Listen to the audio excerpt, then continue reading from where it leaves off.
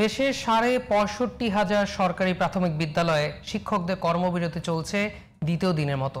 কর্মস্থলে উপস্থিত হলেও পাঠদান বন্ধ রেখেছেন তারা। প্রতিনিধিদের পাঠানো রিপোর্ট জানাচ্ছেন কিরণ মোস্তফা।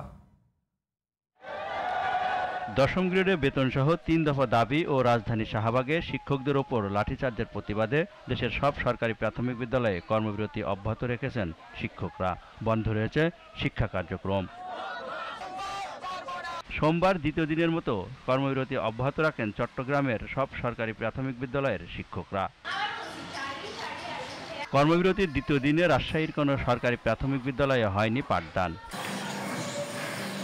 খুলনায় কর্মস্থলে গেলেও শিক্ষার্থীদের হাজিরা নেওয়ার পর কর্মবিরতি পালন করেন সহকারী শিক্ষকরা। রংপুরেও দ্বিতীয় দিনের কর্মবিরতি অব্যাহত রয়েছে।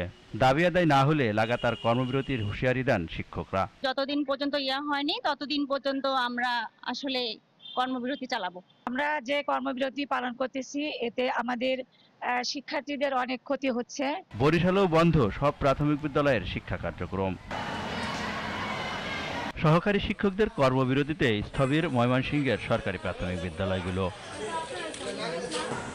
টানা কর্মবিরতির দ্বিতীয় দিনেও কুমিল্লার সব সরকারি প্রাথমিক বিদ্যালয়ে শিক্ষা কার্যক্রম বন্ধ রয়েছে। সহপাঠীদের ওপর পুলিশের লাঠিচার্জের প্রতিবাদে ঝিনাইদহেও বন্ধ রয়েছে প্রাথমিক বিদ্যালয়ের পাঠদান।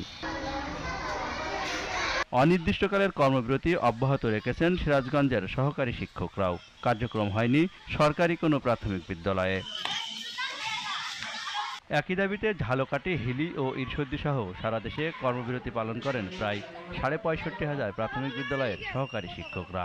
দশম গ্রেড না দেওয়া পর্যন্ত আমাদের আন্দোলন চলবে, আমাদের কর্মবিরতি চলছে এবং চলবে। আমাদের দাবি ন্যায্য দাবি, এই দাবি আদায় না হওয়া পর্যন্ত আমরা আন্দোলনরত থাকব।